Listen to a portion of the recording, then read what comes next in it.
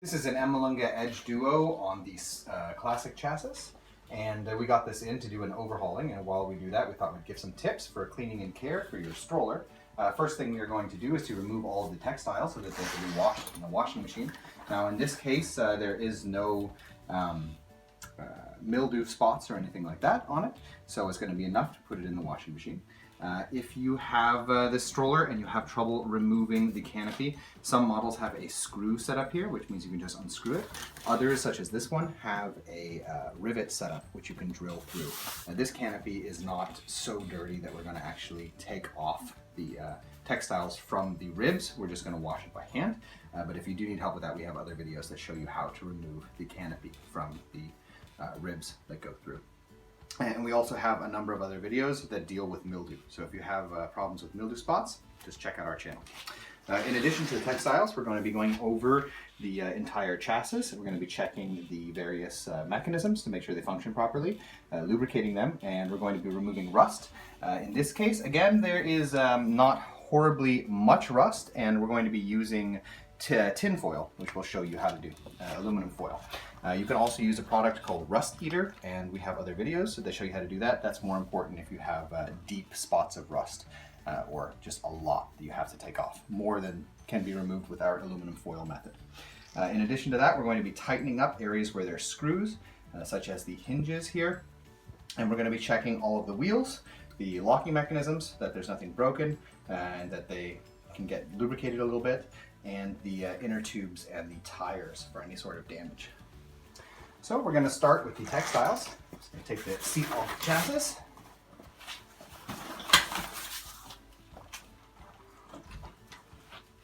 There we go. And remove the canopy. Again, if you need to wash this in the machine, you will have to remove the ribs. Then, starting with the textiles of the seat themselves, attach that from the safety bar. Take the cover off of the safety bar.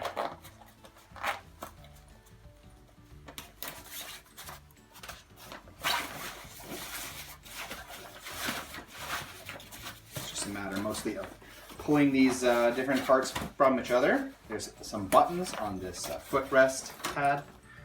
Remove that. There are buttons here on the sides of the seat.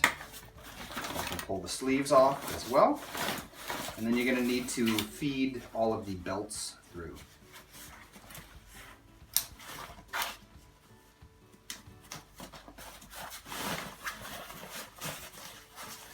I'm going to remove the shoulder pads. Just slide them off of the belts.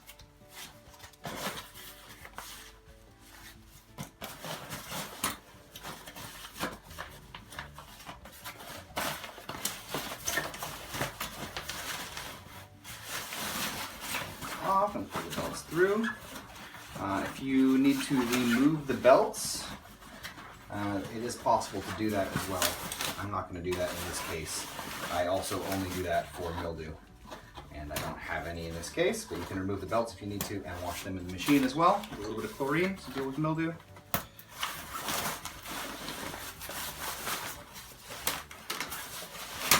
It's a bit difficult with the side belts though. Those are better to clean on. There it is. So now we've removed all of these textiles, and we're going to put the parts we want to wash in the machine inside the machine on 40 degrees, just with a regular load of soap, and then wash the canopy by hand.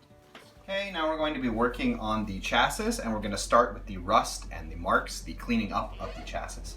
And it's an easier process if you remove the shopping basket underneath. Let's see. It's a matter of knocking it off in a way, because it has the clips underneath that hold it in place. Then with cleaning up the chassis, we're going to start just by wiping down all the dust with a wet rag so we can see what we're working with. In relation to any sort of paint scuffs that there might be on the chassis, basically anything other than rust, we're going to be using nail polish remover and a microfiber sponge. I've shown this in several videos. And just wet in the microfiber sponge with a little bit of nail polish remover, and you can clean off any sort of paint. It's happened when you bang the stroller against walls and stuff. In relation to rust, we're just going to take a piece of tin foil and ball it up, get it all nice and tight, and it's all those little ridges that are going to be removing the rust nicely with this method.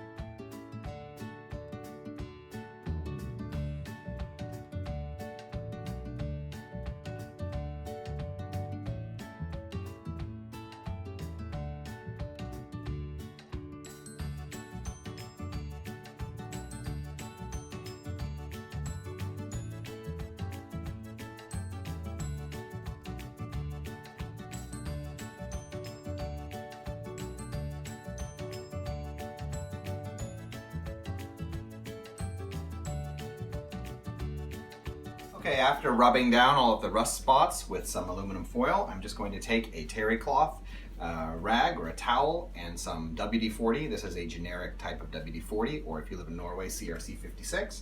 And I'm just going to go over all those areas with it. And the reason for that is that WD-40 has a bit of a solvent property, and it will take any remaining little bits of dust and remove them.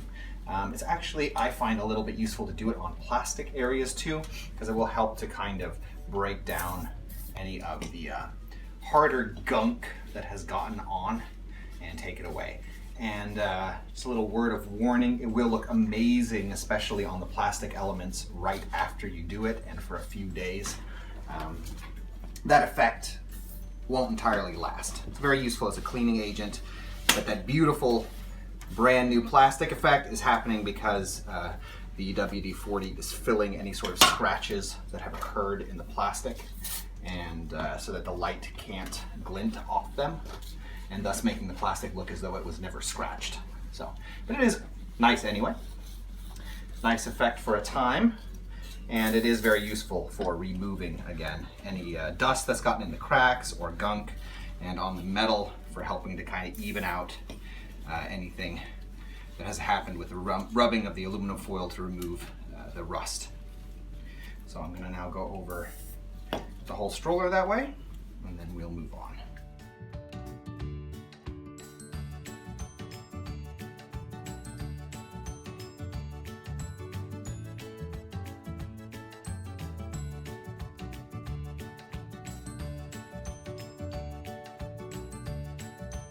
Okay, when it comes to metal that is coated with paint, and now with Emmaljunga you actually have a few different models.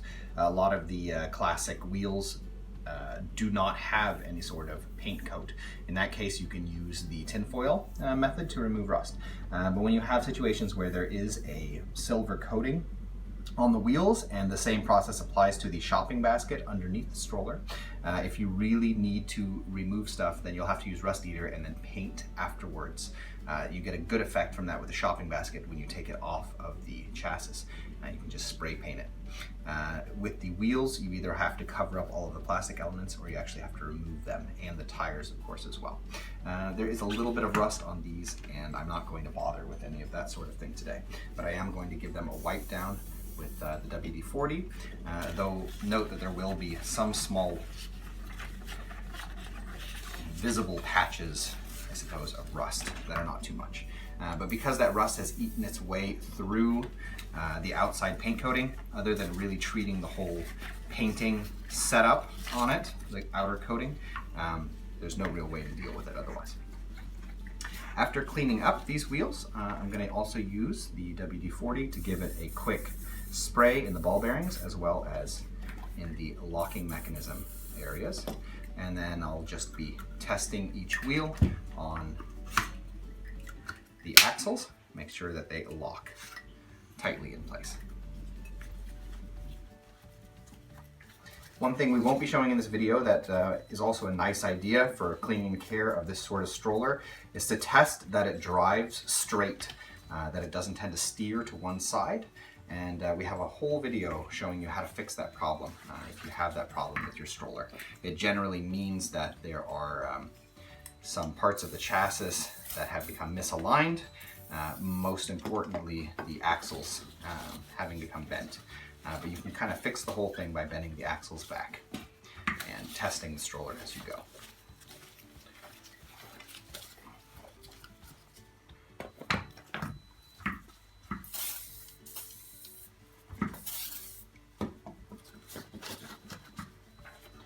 Get up in between these spokes a bit, clear out any of the surface rust that the WD-40 will be able to remove.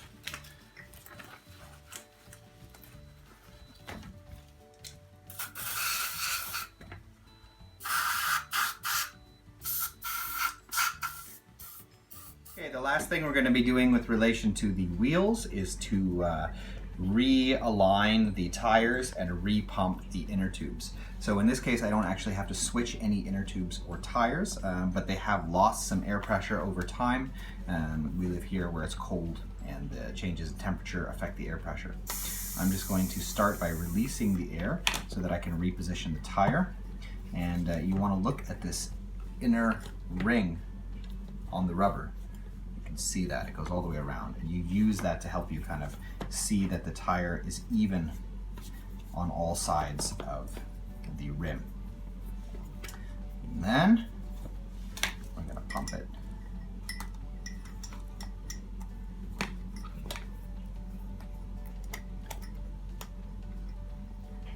There we go. Pump a bit. Before it's all the way full, I'm going to have another look at that rim and readjust. Check the other side as well. What you don't want is any parts of the tire that are sticking too far out or too far in relation to the rest of it, because then you get this sort of limping effect from the tire or from the wheel itself.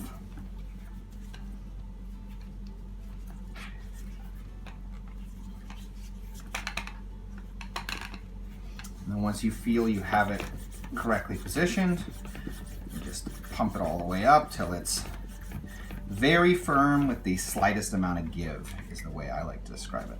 It's a slight give. Some people will check the PSIs for the proper PSI and stuff. You don't want to use the max PSI on the tire. That's the maximum PSI before the tire pops. So that would be too much air, in my opinion.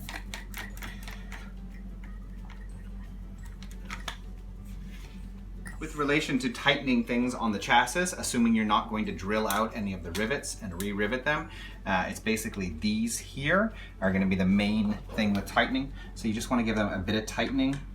You don't want to overdo it because you want this stroller to still have a bit of the shock absorption effect from these. But they do loosen over time, so it's a good idea to do it a bit. If you notice that your chassis is squeaking, very often this is the area that is the problem. And if that is happening, I recommend removing the screws and using a thicker grease and then screwing it in again.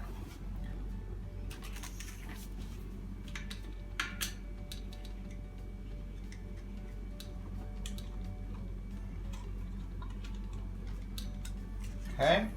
The other area there are screws is down below. I'm not going to tighten these. If you have trouble where these are loose, you can try tightening. Very often what it actually means though is that the hole in the metal bar itself has widened, and that kind of necessitates replacing entire elements of the chassis. In relation to lubrication on the chassis, you just want to hit all of the moving areas. Most importantly, I suppose, the folding mechanism. You can spray a bit in from the top, from the sides, work the mechanism, and then you have these here. You don't tend to use these very much, but you can always oil them up a bit. These are an interesting mechanism on Emmaljunga chassis, and if you notice that your chassis feels too loose, one thing that will fix that is actually to adjust this. So you can adjust this all the way here, and it will tighten up the entire chassis and it will feel a lot less loose. There are 3 positions. You do want to make sure it clicks into place. It's not feeling there.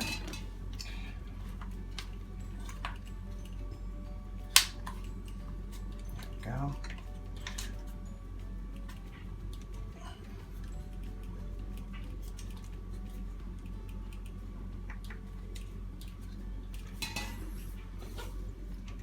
Spray. There's a peg on the inside of this button that should click into place when it's right.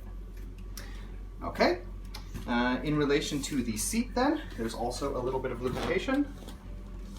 So put the seat upside down, and ideally in this case you would be using a silicone spray, but in a pinch you can also use WD-40. You want to spray in here and in here. And this is of course the mechanism that locks the seat in place. If you have trouble with this mechanism, it tends to be hard to remove the seat. Most likely it's just a matter of opening up this plate. You can do that via the screws on the inside and realigning the mechanism.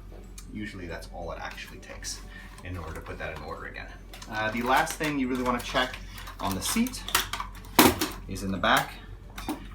There are these large toothed triangular pieces, and in some cases these can get kind of bent to the side, in which case you would want to bend them back. A pair of pliers will help. You want to make sure that they are straight so that they properly hold the seat. Sometimes also these rivets can loosen on a much older and well-used stroller, in which case you could drill them out and re-rivet them. So in any case, those are the steps that we undertake when doing a little bit of an overhauling on an Emmaljunga classic chassis and seat. We hope that this video has been useful to you. If it has been, we ask you to subscribe, as it helps to continue making videos in the future. Thank you.